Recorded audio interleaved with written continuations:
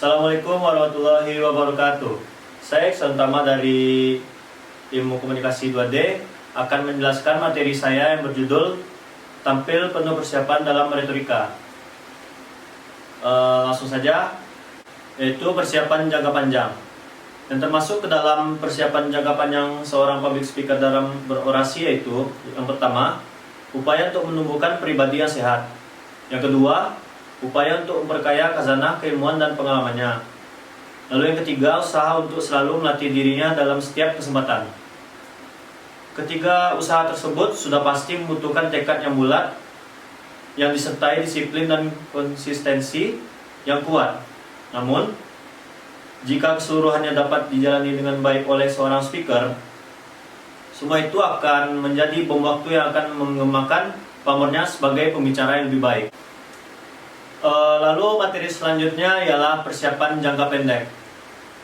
Persiapan jangka pendek berbeda dengan persiapan jangka panjang yang bersifat direct praktikal. Pada hakikatnya seorang speaker akan lebih santai menjalani persiapan-persiapan jenis ini jika terbiasa menjalani persiapan-persiapan jangka panjang seperti yang telah diuraikan sebelumnya. Yang termasuk dalam persiapan jangka pendek dalam public speaking ada 5. Yang pertama, menentukan topik dan tujuan. Yang kedua, menyeleksi, mengumpulkan dan menyusun bahan. Yang ketiga, menentukan metode. Yang keempat, membahasakan ide. Lalu yang kelima, melatih penajian. Berikut adalah penjelasan dari 5 poin yang dimaksud. Yang pertama, menentukan topik dan tujuan. Telah diuraikan di muka bahwa setiap orang pasti memiliki keahlian masing-masing. Entah itu mengajar, berkebun, berolahraga, mengaji, mengemudi, dan sebagainya. Rasa-rasanya tidaklah salah untuk mengatakan bahwa nilai atau value dari keahlian tersebut akan kian meningkat jika disertai oleh kemampuan untuk berkomunikasi, lebih spesifiknya berorasi. Lalu ada sumber-sumber topik. Setidaknya ada 4 macam kriteria yang cocok untuk dijadikan topik dalam berorasi. Di antaranya adalah pengalaman pribadi seperti perjalanan, tempat yang pernah dikunjungi, kelompok dan hasil wawancara dengan tokoh masyarakat. Lalu yang kedua, perihal hobi dan keterampilan seperti cara melakukan sesuatu dan bekerja sesuatu. Yang ketiga adalah masalah abadi seperti agama, pendidikan, dan problem pribadi. Terakhir adalah kilasan biografi seperti kisah orang-orang terkenal dan jenis riwayat lainnya. Baiklah, lalu untuk menentukan topik yang baik dipergunakan adalah sebagai berikut. Yang pertama, topik harus sesuai dengan latar belakang pengetahuan pembicaranya.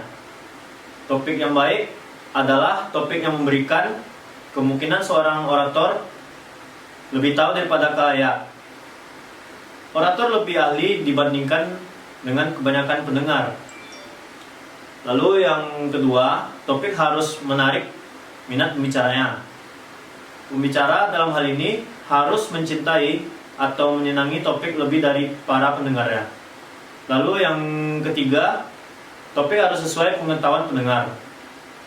Betapapun baiknya topik, bila tidak dapat dicerna oleh khalayak, topik itu bukan saja tidak menarik, tetapi bahkan menyusahkan mereka. Lalu bagaimana menentukan tujuan? Ada 2 macam tujuan, yaitu tujuan umum dan tujuan khusus. Tujuan umum pidato biasanya dirumuskan dalam 3 hal. Yang pertama, memberitahukan. Yang kedua, mempengaruhi. Yang ketiga, menghibur. Tujuan khusus ialah tujuan yang dapat dijabarkan dari tujuan umum. Dari tujuan menghibur dapat disampaikan ribuan jenis pidato. Tetapi apa yang ingin dicapai oleh seorang orator terlihat dengan jelas dari tujuan khususnya. Tujuan khusus bersifat konkret dan sebaiknya dapat diukur atau dibuktikan segera. Lalu selanjutnya, bagaimana mengumpulkan, menyeleksi, dan menyusun bahan. Sebagaimana guru yang hendak mengajar, seorang orator pun harus menyusun bahan-bahan apa yang akan ia sampaikan dalam orasinya. Bahkan seringkali penyusun bahan-bahan orasi menghabiskan banyak waktu yang lebih panjang daripada waktu yang ia habiskan untuk penyampaiannya. Namun demikian, Penyusunan tidak bisa yang mulai sebelum bahan atau materi terkumpul dan terseleksi dengan baik. Lalu selanjutnya bagaimana menentukan metode. Setelah menyusun materi yang akan disampaikan dan sebelum membahasakan idenya, seorang public speaker perlu menentukan seperti apa metode penyampaian yang hendak ia pilih. Metode itu akan bersifat tak dapat disamakan di satu acara yang bersifat informal dengan acara lainnya yang terkesan resmi. Lalu selanjutnya membahasakan ide. Dalam public speaking, yang menjadi kegiatan utamanya adalah menyampaikan ide. Pembicara sebagai pemilik ide menyampaikannya dalam bentuk lambang atau kode, sedangkan publik menafsirkan lambang atau kode tersebut untuk menangkap ide yang disampaikan. Kode atau lambang yang utama adalah bahasa. Jadi tampaklah bahwa bahasa mempunyai peranan yang sangat penting. Dengan demikian, publik menafsirkan bahasa tersebut sehingga mampu menangkap ide yang disampaikan pembicaranya. Bahasa yang digunakan dibedakan dalam dua jenis. Yang pertama, bahasa yang berupa kata-kata dan kalimat-kalimat yang membentuk wacana. Bahasa jenis ini disebut bahasa verbal. Lalu yang kedua, bahasa yang berupa gerak-gerik wajah atau tubuh. Bahasa ini disebut bahasa non-verbal. Lalu materi terakhir adalah melatih penajian. Penajian materi yang baik akan berdampak pada penyampaian pidato yang lebih baik.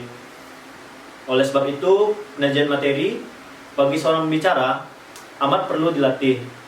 Guna melatih penajian itu, banyak hal yang harus menjadi perhatian seperti penyusunan materi, pengorganisasian pesan, pengaturan pesan, pembuatan garis-garis besar, pemilihan kata-kata, dan terakhir, kesan yang baik dalam membuka dan menutup pidato. Lalu, semua hal baru saja disebutkan, jika dikuasai oleh seorang speaker, akan berdampak positif pada performa orasinya. Baiklah, itu materi yang dapat saya sampaikan. Apabila ada kekurangan, mohon dimaafkan. Assalamualaikum warahmatullahi wabarakatuh.